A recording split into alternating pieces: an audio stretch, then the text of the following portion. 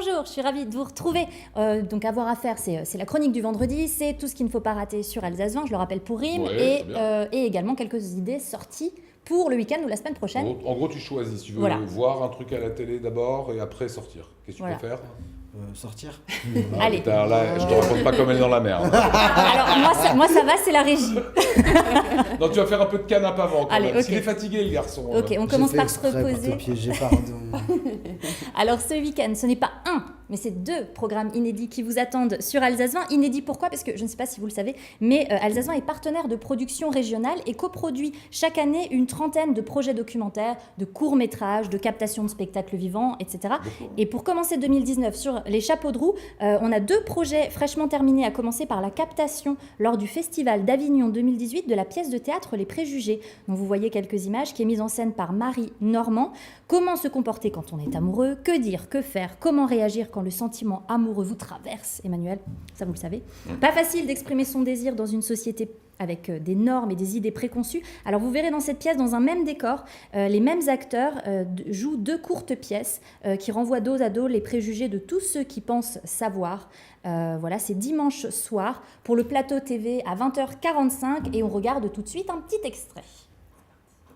Je sais que tu sais. C'est que je sais quoi ? Tout le monde sait tout sur tout. Je suis pas tout le monde. Tout le monde sait que Théo et moi... Ok. Pour samedi, Plus envie. Mais lui, il a envie. Tellement envie que là, il devient dingue. Qu'il devienne dingue. Mais tellement envie que là, il se dit, je vais tout péter. Pas son genre. Mais pour toi, il pourrait tout faire. Même ça, je peux te le prouver. Et comment ? Voilà, et après la captation, le docu. C'est ça, un documentaire aussi inédit. Nous parlerons donc ce week-end de André Maginot. Alors quand on cite Maginot, forcément, on pense à la fameuse ligne Maginot, celle forcément qui avait... celle qui devait séparer, exactement. Et finalement, à la fin de la Seconde Guerre mondiale, elle n'a pas pu empêcher les troupes d'Hitler de rentrer en France. Ils l'ont contourné très vite, oui. C'était pas compliqué. C'était pas faire le tour. C'était pas compliqué. Alors en réalité, André Maginot, ce n'est pas seulement cette ligne de défense dont en réalité il ne voulait pas donner son nom. Il n'a jamais imaginé qu'elle porterait un jour son nom. Mais André Maginot, c'est aussi et surtout un combattant de la Première Guerre mondiale qui est devenu, après l'armistice, le ministre des Pensions qui va mettre en place le principe de soutien financier aux blessés de guerre et aux mutilés. Alors ce documentaire retrace toute sa vie. Vous pourrez voir ce doc samedi soir à 21h en prime et dimanche à 10h et 17h. Regardez, c'est passionnant. C'est lui qui décidait et c'est lui qui boostait l'ensemble de ce réseau. En moins de 3 ans, ce sont 3,5 millions de dossiers qui ont été traités. Et progressivement, il a mis en place l'ensemble des textes qui régissent encore aujourd'hui le droit à réparation. Passionnant et devoir de mémoire, évidemment. Maintenant, on répond à Rime. Allez, on sort. On sort. Ok, on sort.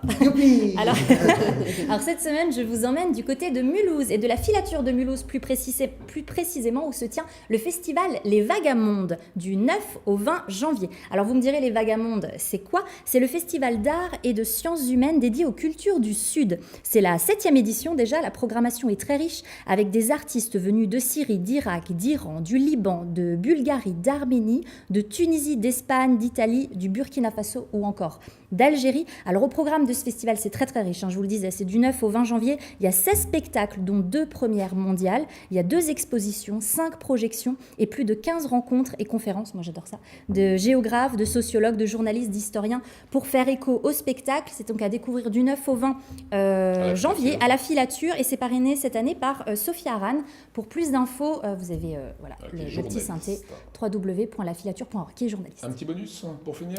Oui, alors simplement je voulais vous rappeler qu'il faut nous rejoindre sur les réseaux sociaux. Venez nous retrouver, on est partout. On est sur Twitter, sur Instagram, sur Facebook.